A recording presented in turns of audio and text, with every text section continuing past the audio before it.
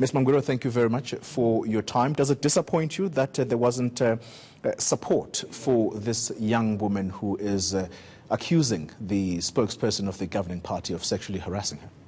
Yes, certainly it's very disappointing, but not surprising, because that is what happens many a time when women complain or come out and say that they have been abused or harassed when they are taking on people of power. That's what normally happens. So what is happening here is an issue of she's coming from a position of less power and he's a more powerful man, and there's a tendency to then victimize her sometimes or even question whether what she's saying is true. So very disappointing, but not entirely surprising that this is how the situation is turning out. Was your organization outside there yesterday to be in solidarity with her?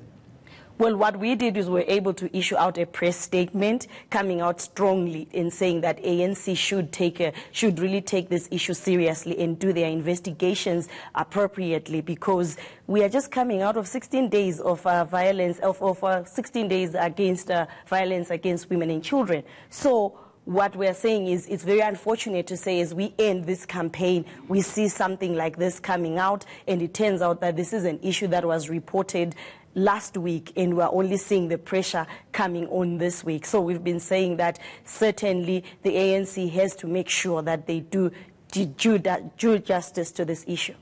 As you will know, Ms. Mangwiro, that the governing party has the structure called the ANC Womens League within it. Are you optimistic about this particular structure's fight for women's struggles in the country, or is this organization, in your eyes, underperforming in as far as what its targeted issues are?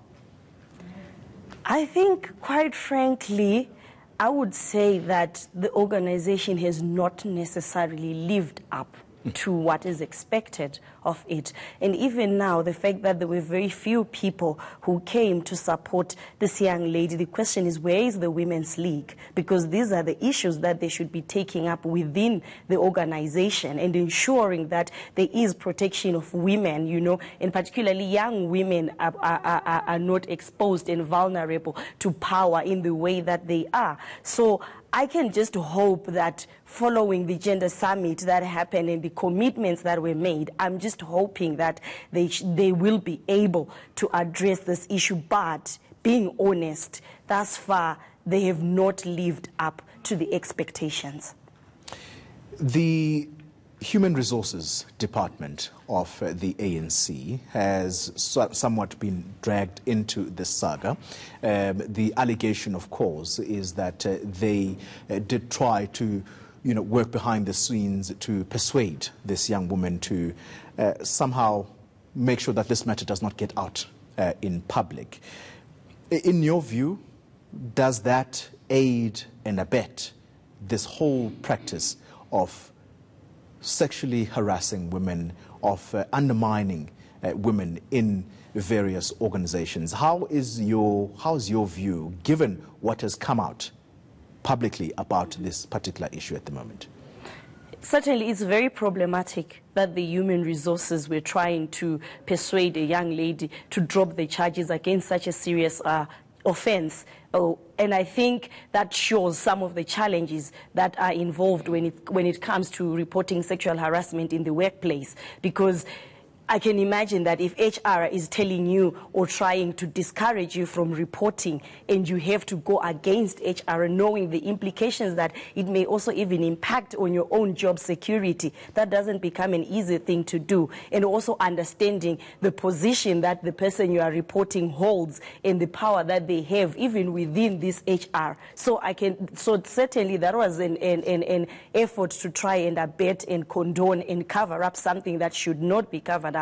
If anything, HR's responsibility was to have immediately taken up the issue and started the investigations instead of trying to come up with any negotiations or behind-the-scenes talk. Will the Sonke Gender Justice accept whatever outcome is produced by this grievance panel that is led by Stumot Lamine and Togo Tudiza of the ANC?